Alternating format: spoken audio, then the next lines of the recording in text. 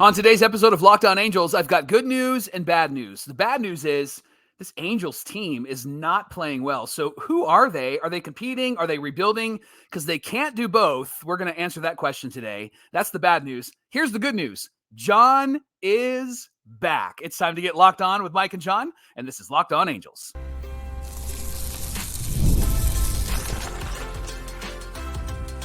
You are Locked On Angels, your daily Los Angeles Angels podcast. Part of the Locked On Podcast Network, your team every day. Thanks for making Locked On Angels your first listen of the day. You can find us anywhere you get your podcasts, including Apple Podcasts, Spotify, and SiriusXM by searching Locked On Angels. And if you'd like to get back to the Super Halo Bros for all the Super Halo content, here's some things that you can do.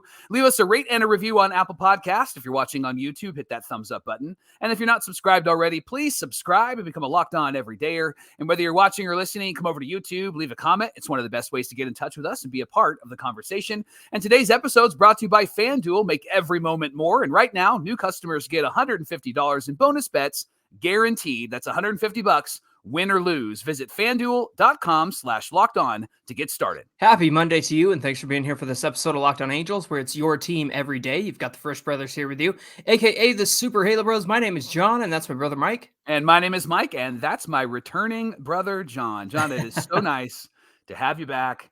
I'm glad you're doing well. Tell us, what's the status on John Frisch right now? Yeah, so just real quickly, if you didn't catch it on social media or on YouTube, I thought I had the flu for like 2 weeks, and it wasn't getting better.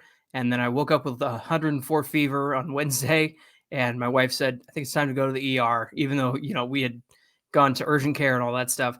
And so, yeah, we went to the ER. They admitted me and ran a bunch of tests to make sure, to see what it was and things like that. And so they were able to get my temperature down. They put a bunch of fluids in with an IV and everything. So I spent the night in the hospital for about 2 days.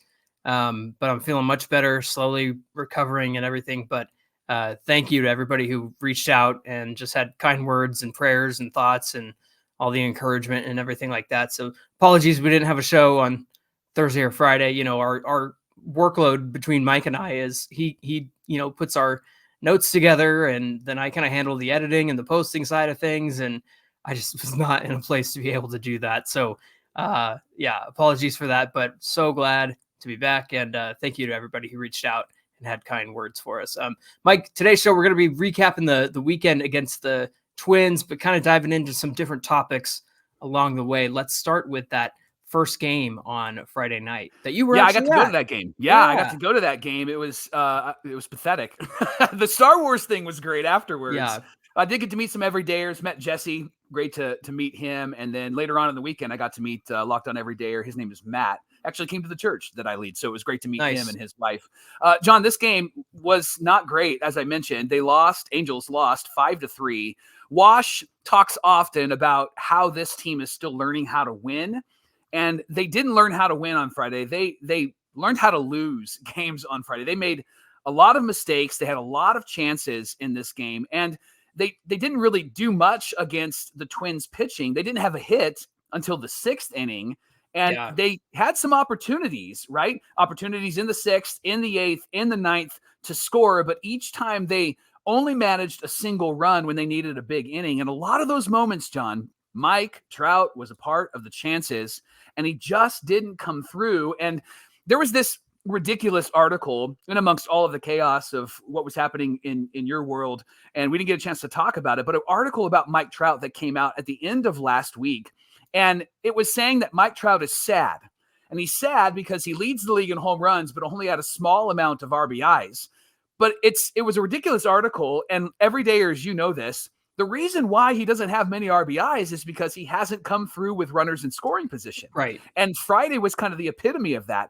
After Friday's game, Trout was just 2 for 22 with runners in scoring position this season. And John, he's had multiple opportunities, multiple chances to add to his RBI total. In fact, I went back and counted. There were 4 specific moments that I counted just to start this season, and I could have missed some moments. But 4 specific moments where he was up and a swing of the bat could have given the Angels a tie game or could have given the Angels the lead. Right. And he didn't come through. And I know he's not going to come through 1,000% of the time, but he hasn't come through much at all. And I know the narrative is Mike Trout's not clutch. I get that. There have been moments where he has been clutch. 2 more hits in those moments would have changed the narrative, I think, because it would have given the Angels, at least in my opinion, 2 wins in those moments because he came through. But it's frustrating to see because he is your superstar. You want him to come through. And 2 for 22 after Friday's game is just not going to cut it. It's not going to cut it. He struck out on a check swing when he was up with a 2 on in the 6th on Friday night. He walked on 4 pitches when he came up in the 8th with first base open. Now, better than striking out, which seems to be right. MO there. And then he grounded out in the 9th to end the game when he was representing the winning run as well. Wash actually spoke about this afterward and said that he suggested that Trout is putting too much pressure on himself, trying to put the team on his back. But Trout said the results with runners in scoring position are simply a reflection of the way he's feeling overall. He spoke on the fact that he said his swing is not feeling so great. I'm not saying it's pressing. It's just consistency at the plate. Ever since Boston 2 weeks ago, I've been feeling good and then off and then on again, as opposed to what I felt in the first 2 weeks of the season, just trying to figure some stuff out. And then the team didn't do much with runners in scoring position after Trout either, Mike. So while it's frustrating because Trout is the guy you want in those situations, or at least theoretically is, because I got to tell you, watching him come up in those situations, I've been like, oh no. Yeah. It's gritting your teeth, right? White knuckling it. Yeah. About Mike Trout, but right now, man. But the rest of the team, when Trout walked in the 8th, Taylor Ward, Aire, Adrianza, they were called out looking. Right? Yeah. So yeah, just not a great team effort in that regard. Well, and then defensively, they made mistakes on Friday as well. And there was yeah. one big moment where it was between Trout and Adele in the 6th inning. It seemed like a miscommunication between the two. And then I went back and I watched the video. And I mean, it literally was just a ball that dropped and it hit Adele in the leg. Trout said, I was running at full speed out there and I didn't have time to look to see what Adele was doing. I called it at the last minute because I didn't hear him. I didn't think he was going to catch it. And when I went there to catch it, he was coming right at me. So it was kind of a tweener play. Tell me, I know you were at the game. Tell me why you didn't quite understand what happened while you were watching the game. I'm in right field. We were in the right field seat. Yeah. So that happened right in front of us. So we saw the ball fly down and then we saw Trout and Adele come and then we couldn't see over the edge. We couldn't see over the scoreboard. That's not what you told me. Never mind. you said you were distracted because everybody was doing the wave. Oh, that yeah, they were doing the stupid wave at the same time. It's like, come on, what are we doing? Then later on, John, another defensive oopsie. It was Logan O'Hoppe drops a pop-up. Seemed like he should have given way to Nolan Shawnuel at first base, but they dropped that. And then people were blaming Shawnuel in right field where I was sitting. But from indications on video, it looked like it was O'Hoppe that didn't give way, should have given way. And then Patrick Sandoval made his own errant pickoff throw in the 3rd inning, and that led to an unearned run. And speaking of Sandy, it's hard to be at a game when he's pitching because it's just long innings. I understand why that defense might fall asleep behind him because it's so long between pitches, it feels like. And the innings just feel so long, too. He gave up 4 runs. 3 of them were earned, 5 2/3. He fell behind with his first pitch ball. 13 of the 24 hitters that he faced, and he allowed 9 hits. John Sandy on Sandy said, I got to do my part. I got to help this team get back to winning. I just don't feel like I'm pulling my weight. I got to be better. Yes, yes, yes, and yes, right? Yeah, how many times are we going to have to hear that after a game? It's the same line. I mean, and I appreciate the self-awareness, but it feels like, yeah, you're right every single time. And there has to be adjustments that are made. It just doesn't seem like you're making any sort of adjustment. No, not at all. Hey, the good news is that Zach Neto getting hot. He had 2 doubles and 3 total hits in this one. After the game, Neto had 8 hits in his last 13 at bats with 3 doubles and a home run. Ron Washington had to say about Zach Neto, all the work he put in is finally coming together. You know, it's coming together when you start using the opposite field, which is that's been great. A big deal. And then Shawnuel had 2 RBIs in this game as well. So kind of help from not unexpected places, but the places that hadn't really been there so far this season. And so it's good to see Neto and Shonowell contribute in that one. John, there was something that happened this last week on the NFL draft that caught my attention. Was it Tony Khan wearing the neck brace after getting the story? He's selling it, right? I love it. It was Nick Saban, actually. Nick Saban was on the panel of draft experts, and he, of course, coached at Alabama. And he said something, and it caught my attention, so I rewound it. Because what he said, I think, is a perfect description of why the Angels are struggling. He said, you can teach a guy how to make the plays. You can't teach a guy when to make the plays. And he was talking about football players and their instincts, but he also referenced baseball players and hitting at the plate and playing defense.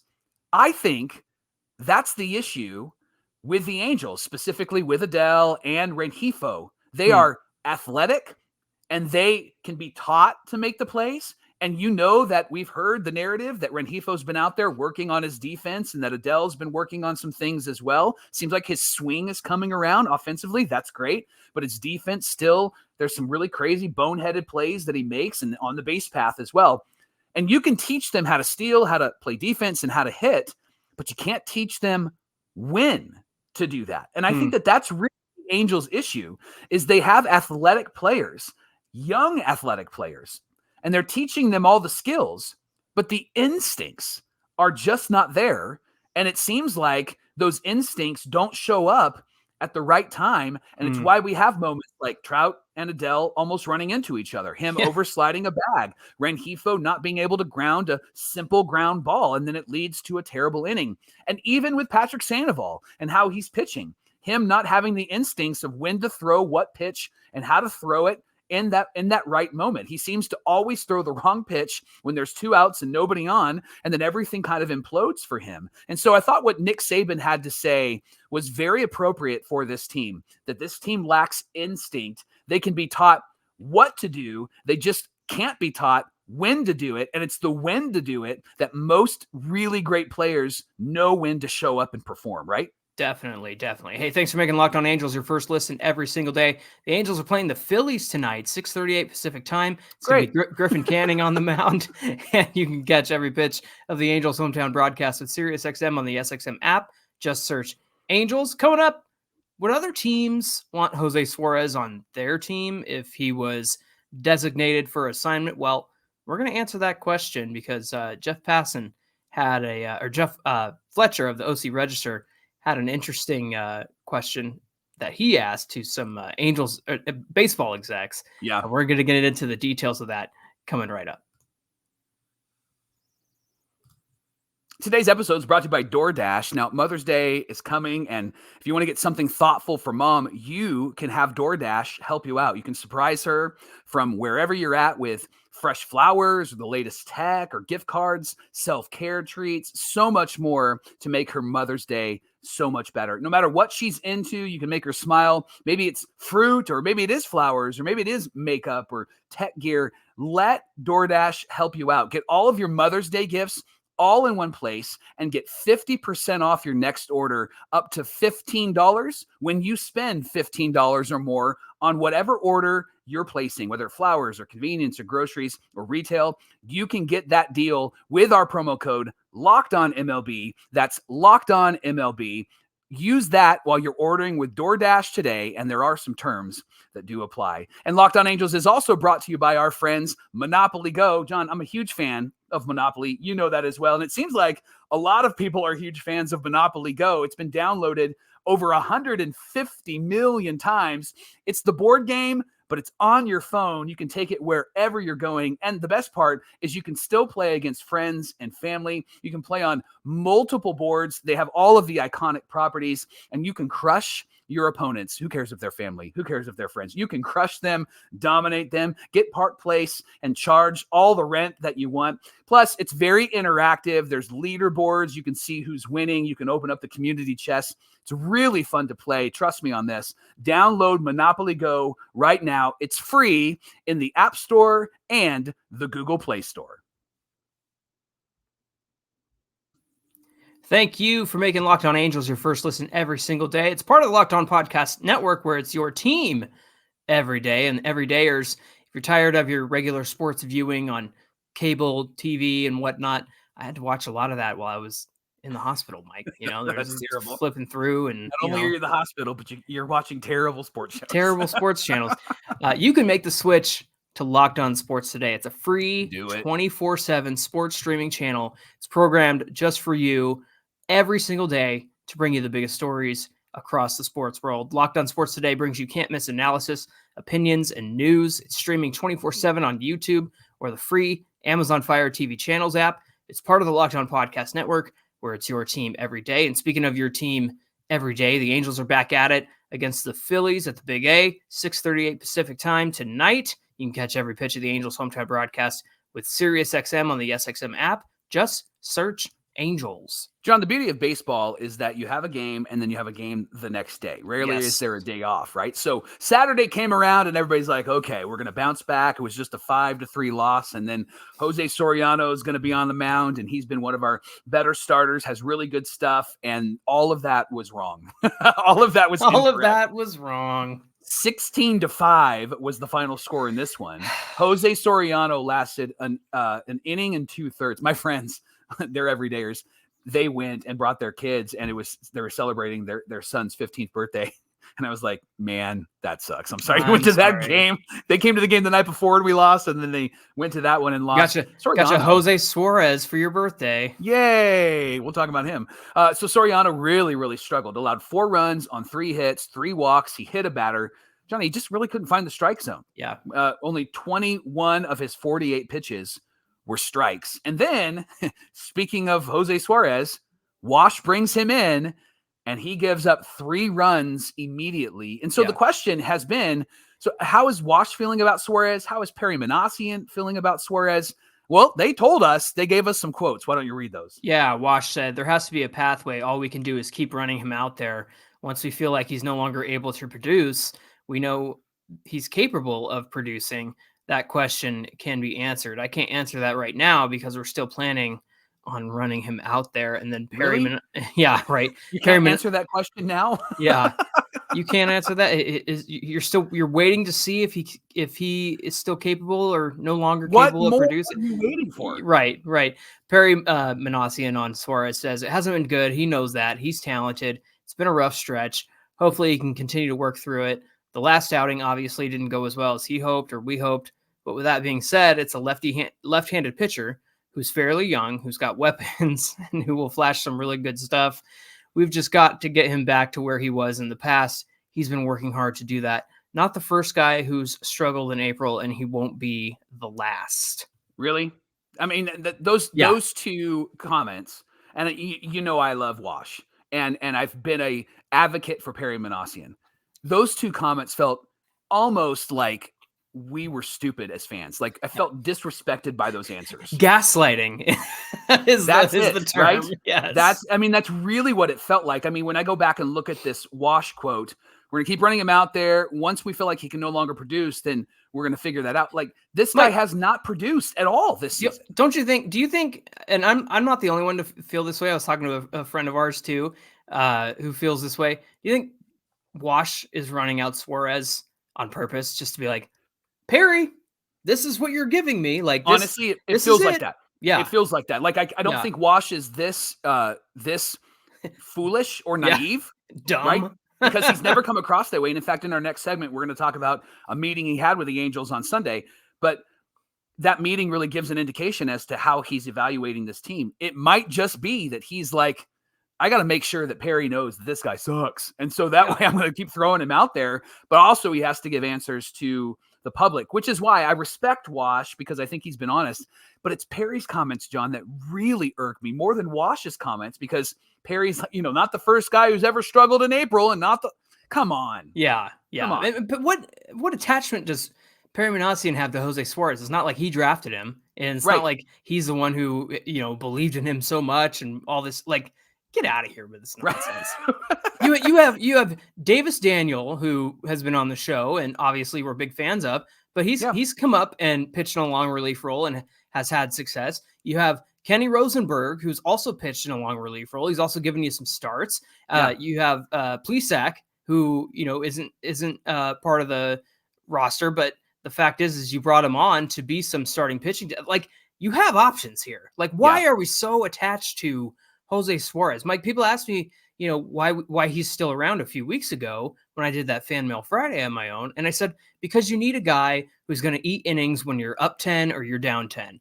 Yeah. But the problem is that Suarez hasn't been coming in those situations. He hasn't been coming in garbage time situations. And that's a problem. You can't have a guy like Suarez be around competitive situations. It's got to be garbage time only. And if they're going to continue to run him out here, then that's a problem for me. The other problem I have, Mike, is that when they brought in Carson Fulmer, I texted you. I said, Carson Fulmer, you had Carson Fulmer in the bullpen this whole time. And I said, yeah, we're in the Rockies. Like you could have gone to Carson Fulmer first. And that guy, if you don't remember, had a relief outing, and then another relief outing like the next day where he threw like 70 pitches to get the Angels through a game. So I know he came into the game later, but it just boggles my mind that, Jose Suarez is the first guy you go to.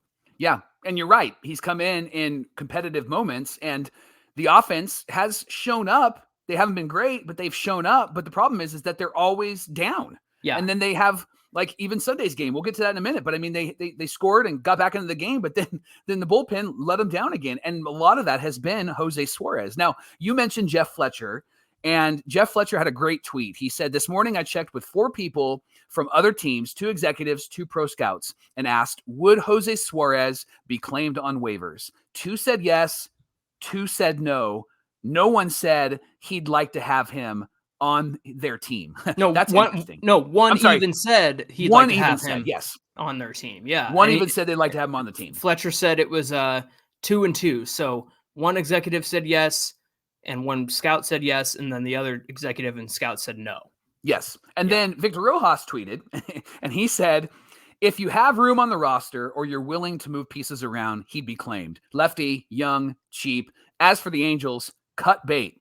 Tough to, quote unquote, figure it out at MLB level unless you're in a complete rebuild. Sometimes it is what it is, but what do I know? I have to agree with him here, Johnny. I think that he's got some good wisdom, Victor Rojas, because with Suarez, you're in a situation where this is slow pitch softball for him, and he's getting raked.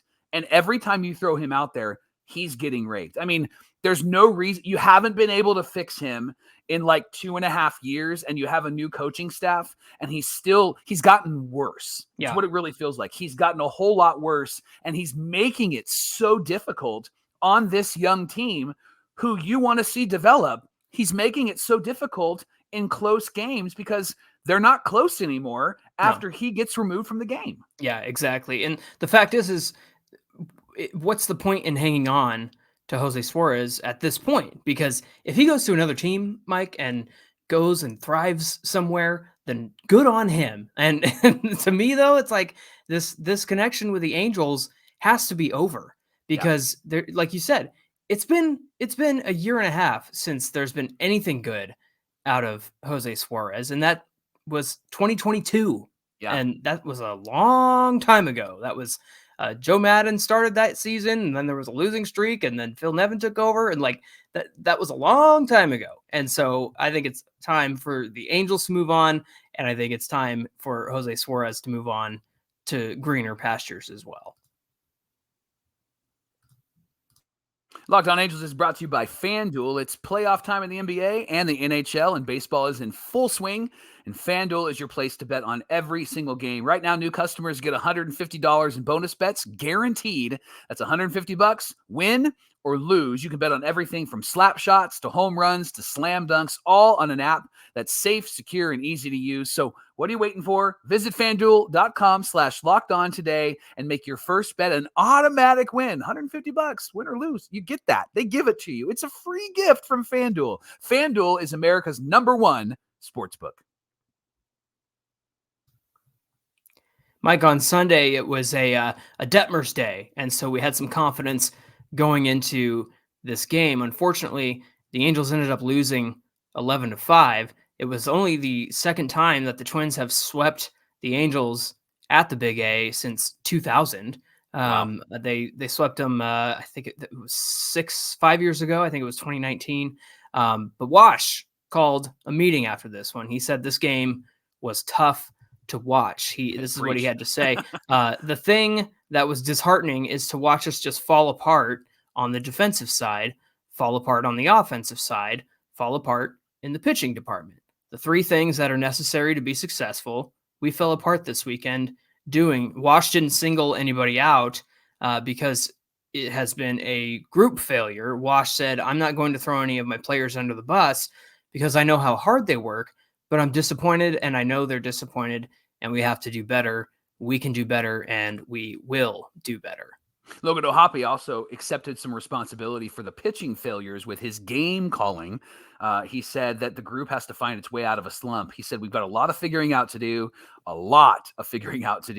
It's tough going through it, but I have faith that it's something that's going to be good for us in the future. We've got a lot of opportunities to grow. We've just got to take a step back and then really assess where we're at and go from there. And John, I love that he's taken ownership of that. And I wonder how much of his rookie mindset, his young mindset as a backstop and as kind of a manager of a game is really impacting this pitching staff, especially when they get to the bullpen, because John, the bullpen just hasn't been good.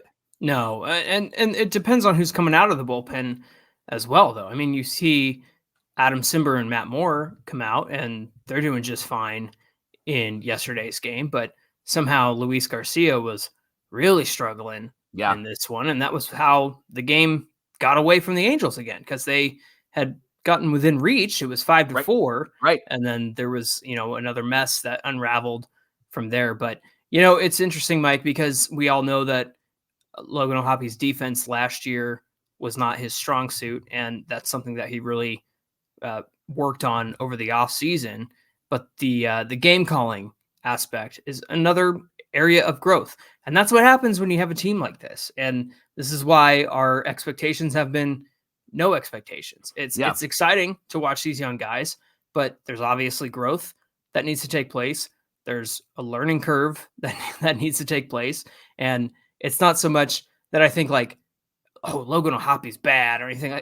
It's a young dude. It's a young catcher behind the dish who is getting his first opportunity. And the truth is like, this might be just what 2024 is these guys learning and making mistakes and growing from that and all that sort of stuff. And it's not fun to watch every day. And it kind of sucks for somebody like Mike Trout, but the truth is like, this is where we're at. This is what the team is. Yeah. Wash had that meeting with the team. It's like his fourth meeting with the team now. And they asked what the message was to the team. And he said, the message is start believing in yourself, start believing in your teammates and quit being selfish. It's easy to get selfish when you're not performing the way you expect yourself to perform. And there's a lot of guys in there that are not performing up to expectations. He also said, now, having said that, in the game of baseball, this happens. There's no need to start feeling sorry for yourself when things aren't going the way that you would like. So we've got to keep getting after it and getting after it every single day. And at some point, the character that's in that room will come back and will show up. John, you kind of hit on it in what you just said, but who is this team? Are they competing? Are they rebuilding?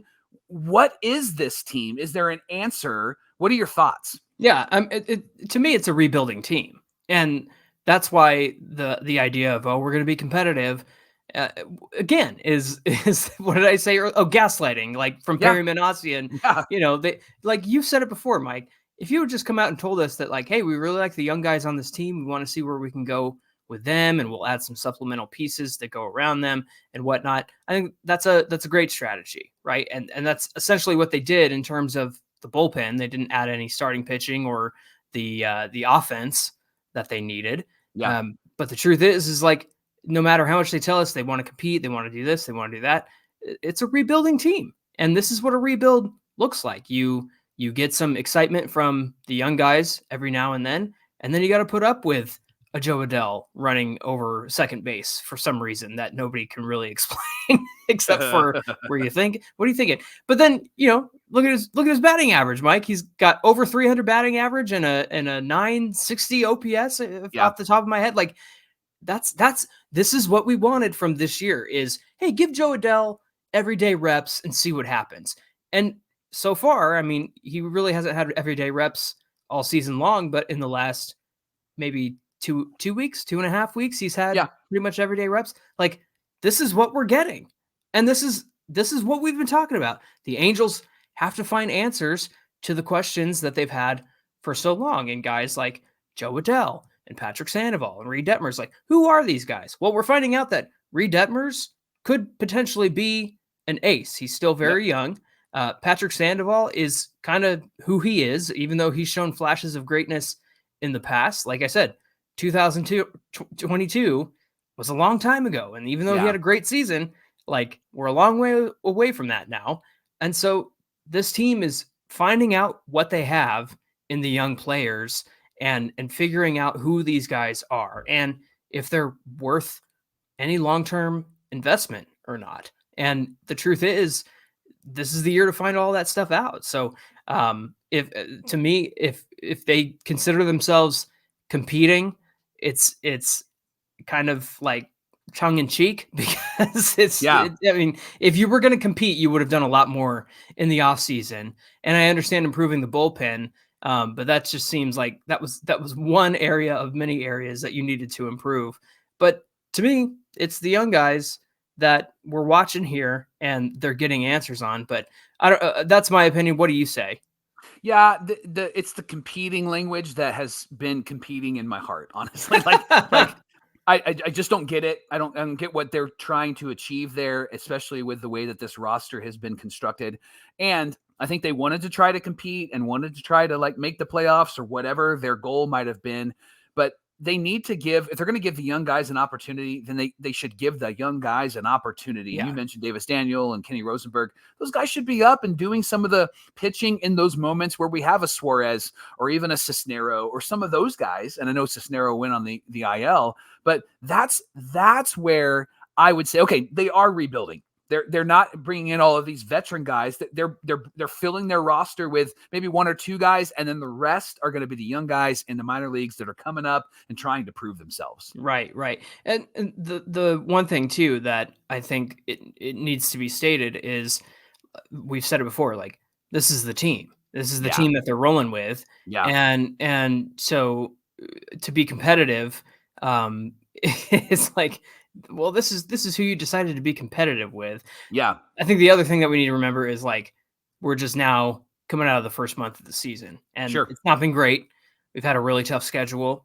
It'll be interesting to see how they compete over the next month. We're going to see a lot more AL West rivals and whatnot. So it's been a tough grind. The Angels have certainly not had the easiest schedule. I mean, they were pretty much gone from the Big A this whole time, even though they haven't had a lot of success at home either.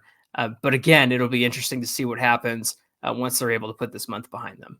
Hey, thanks for making Locked On Angels your first listen of the day. The Angels play the Phillies at 6:38 Pacific time, and you can catch every pitch of the Angels' hometown broadcast with SiriusXM on the SXM app. Just search Angels. Hey, give us a follow at Locked On Angels on Twitter and at Super Halo Bros on Twitter and Instagram. Whether you're watching or listening, come on over to YouTube, find today's show, and get in the comments section. It's the best way to reach out and get in touch with Mike and I. Hey, what do we have on deck for tomorrow's show, Mike? John, there's a really good article about Ryan Goings. I know we talked a lot about, like, Ron Washington and his defensive philosophy. Ryan Goings has a philosophy that goes along with that. And so with all the defensive struggles, I wanted to find out what's going on in Ryan's head and what he's trying to implement with his team. So we're going to share all of those details with you tomorrow on Locked On Angels. Looking forward to that. We hope you'll come back and join us. Until then, my name is John, and that's my brother Mike. And my name is Mike, and that's my brother John. Thanks for being here with us, everybody, and we'll see you back here on Tuesday. Technically, this losing streak didn't happen with you on the show, so maybe today they can start New life. John is back. New life, baby.